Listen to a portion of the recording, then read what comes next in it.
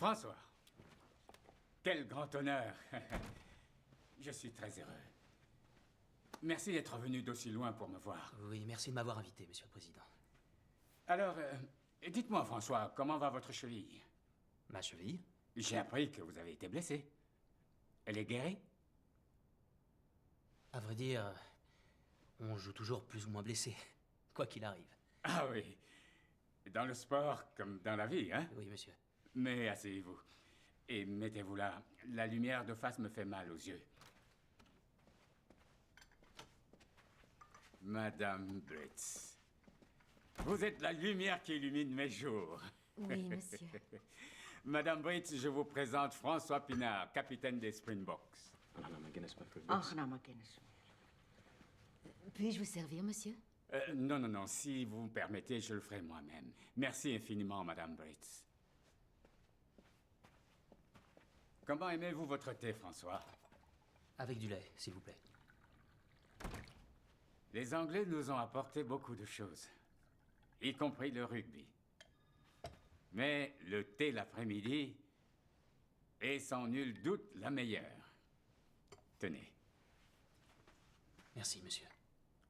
Vous avez un travail très difficile, n'est-ce pas? Moi? Je suis dans le commerce. Capitaine des Springboks. C'est très difficile, ce travail. Pas autant que le vôtre, Monsieur le Président. Oui, mais personne n'essaie de m'arracher la tête quand je fais le mien. Oui, monsieur. Dites-moi, François, quelle est votre philosophie en tant que leader? Comment emmenez-vous votre équipe à faire de son mieux? Par l'exemple.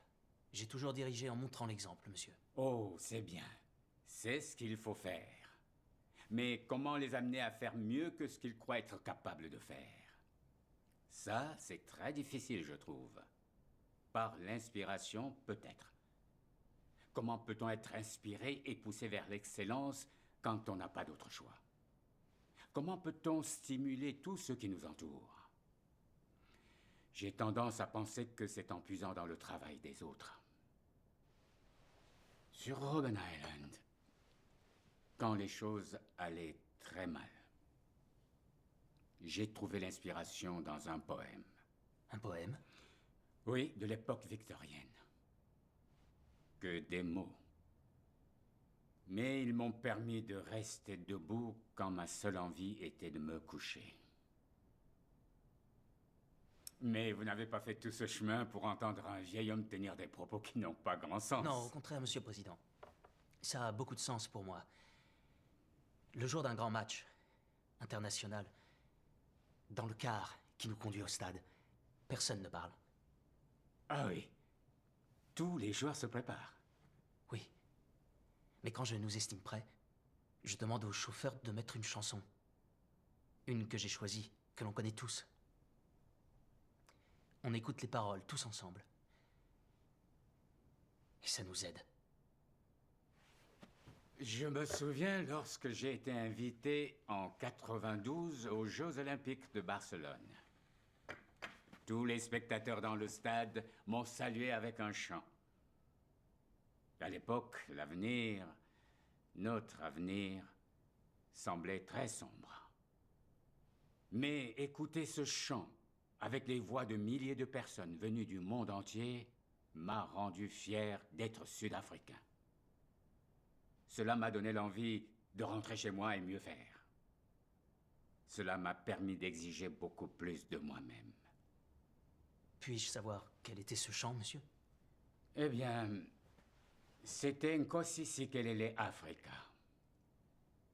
Un chant des plus exaltants.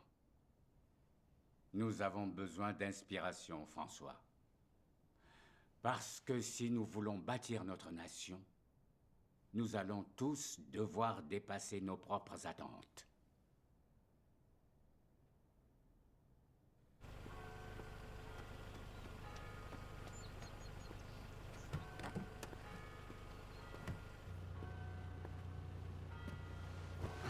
Alors, comment il est? Je crois que j'avais jamais rencontré quelqu'un comme lui. Oui, j'espère, mais qu'est-ce qu'il voulait?